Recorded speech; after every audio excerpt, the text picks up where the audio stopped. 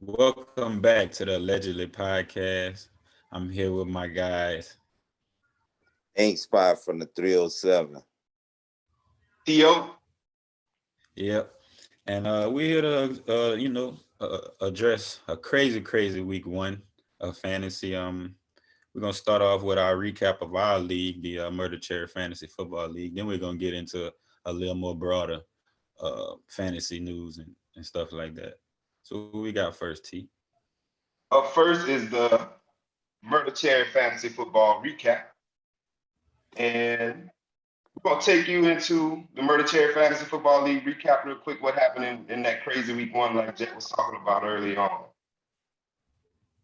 So here we go. First game. First game, man. We got Coach Williams and the Coke Boys putting a big spanking on my guy, Get a T.O. baby. And Coach Olivier, I would say Kyler Murray is the player of that game, but Tyreek Hill is really on his neck about being the player of the game as well. He had a really good production in that I game. have to say, every time I play Tyreek Hill, he's put up numbers against me. So it's just one of those things. But I took a beating in week one, but it's all good. And I have to add this, Coach Williams, after the game, personally told me that he was the bleeping best. We got to keep it PG for all the viewers here. But he definitely said he was the bleeping best. So we'll see what happens the rest of the year. On to the next game. The next game of the week was Easy Money Dynasty, coached by Coach Brooks versus 307 by Smitty Shop. And that was Coach Capo in that game. And it was another, blowout win. And in this game, I think the player of the game was Amari Cooper, man, with the 13 catches. He just kept piling it on. And on top of that, Easy Money Dynasty had Thomas the Goat Brady at quarterback. So he was just putting up numbers in that game. 307 by Smitty Shop just couldn't keep up that week. He had some bright spots. It just wasn't enough for that week.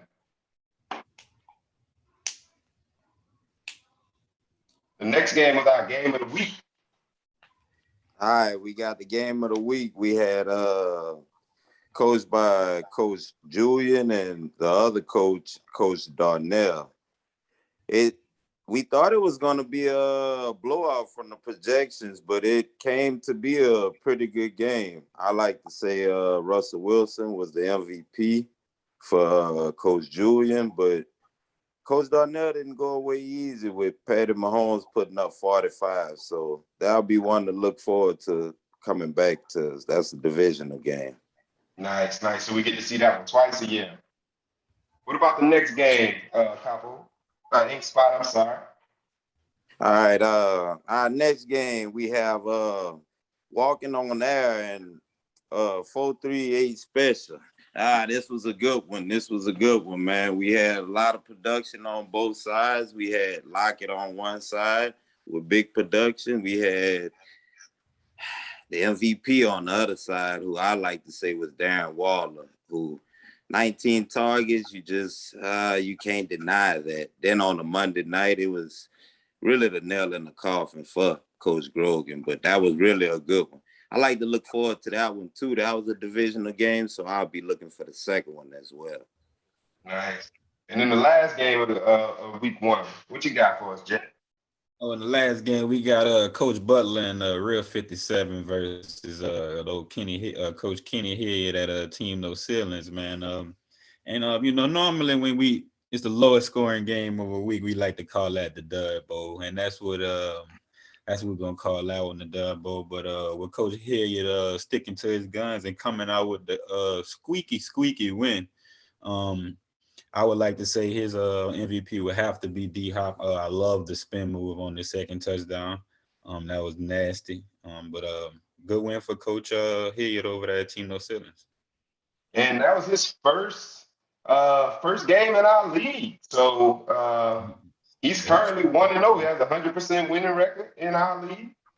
Way to start off. Way to start off his career in the Myrtle-Cherry Fantasy Football League. And if you look at it, our two divisions right now, it's just week one, but leading the Cliffs Lounge division in a tie, essentially, we're both at 1-0 with the Coke Boys and 438 special.